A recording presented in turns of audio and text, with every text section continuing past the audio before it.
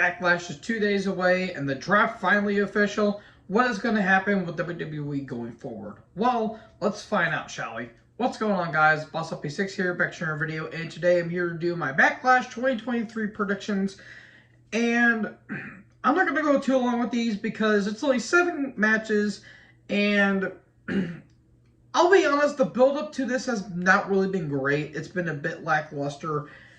And there could be some good matches, but I don't know. Some of the card just feels like it was a bit thrown together. Though I can understand why they're doing some of these matches.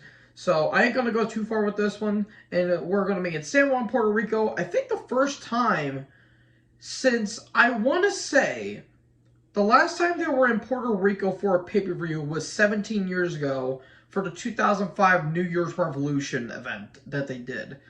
I think that was the last time they had a pay-per-view in Puerto Rico. Not the last time they were in Puerto Rico. I think the last time they had a pay-per-view there. And I want to say that was New Year's Revolution back in 2005 because I don't remember any other Puerto Rican show that was a pay-per-view for WWE. So that's really, really fascinating to say the least. So let's get on with this pay-per-view. Let's get on with this card. So we kick off with the Raw Women's Championship match. Bianca Belair versus Io Sky with Bayley and Dakota.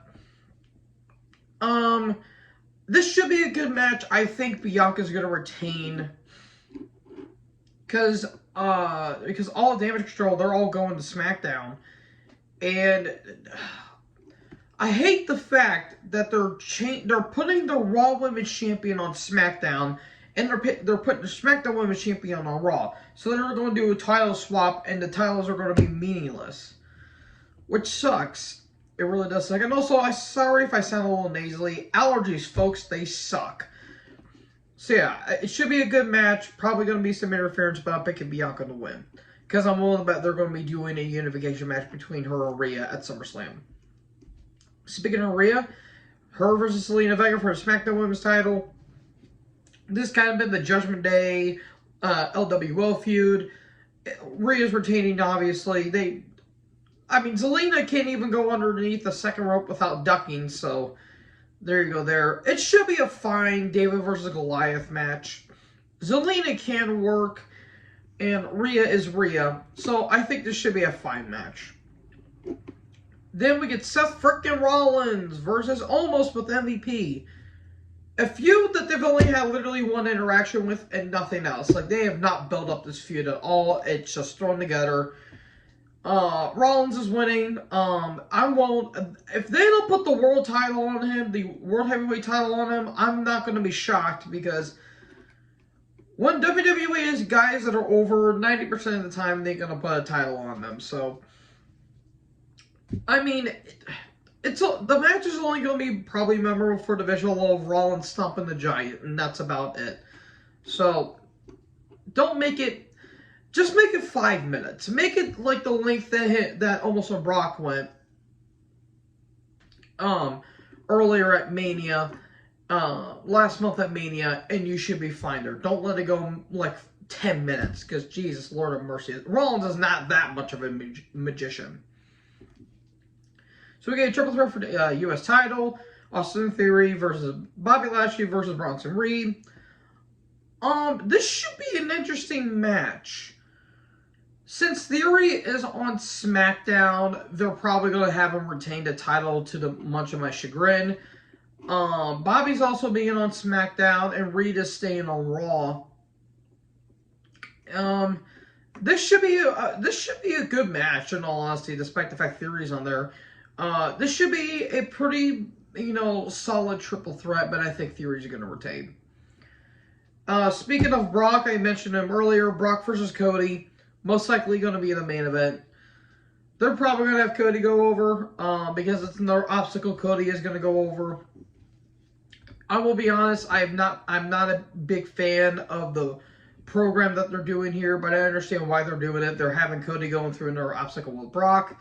Brock is probably going to be putting over Cody because, in real honesty, Brock's only there to get a paycheck. In all honesty, Brock hasn't really given a shit in years, but he's having a hell of a blast, so I'll tell him that. But I think Cody is going over. And then we get the 6-man tag between Riddle, KO, and Sami against the Bloodline, Solo, and the Usos with Heyman. I think Riddle, Owens, and Sami are going to win, because that way when they lose, Roman's going to get more and more fed up that the Bloodline keep losing, and eventually Usos are going to get tired of Roman's shit, or Jay is going to be, and he's going to turn his back on the Bloodline, and we're going to get a feud with that in the near future. So I think Riddle and Co. are going to win. And then we get to the San Juan Street Fight, Bad Bunny versus Damian Priest. Bad Bunny has proven me wrong in the past, because when he initially was going to be when he and Priest took on Miz and Morrison at Mania 37 a couple years ago, I thought a match on paper I wasn't going to care about it. That was generally one of the best matches that year, and it's still one of the better Mania matches of the past 10 years. And one of the better celebrity involvements in wrestling, if I'm going to be perfectly honest. This should be an interesting match. There's going to be violence in Puerto Rico. Hopefully no one goes in the showers. If you get it, you get it. Yeah, Jose Gonzalez can burn in hell, along with Abdul the Butcher, and especially Carlos Colon. That's what you get, asshole. Priest is probably going to put Bunny over here. I thought they were going to probably do a 6-man tag with Judgment Day against LWO and Bunny, but I think doing a street fight's a little more, I think it's a little more, understanding and a little more tolerable. So I think this is going to be a hell of a match. Again, Bunny has proved me wrong in the past. I think this guy can be a profitable celebrity involvement. And Priest is Priest. He can make anyone look like $1 million when he's with the right people. So that is it, folks. Again, not that long of a video, but there was not really that many matches on the card. So thank you guys so much for watching this video. Who do you think is going to win at Backlash? Let me know in the comment section below. Make sure you guys leave a like, leave a comment, tap that big red subscribe button, tap the bell so when I upload, you guys will be notified. Thank you guys so much for watching this video, and most importantly, join the herd. Talk to you guys next video. Peace out.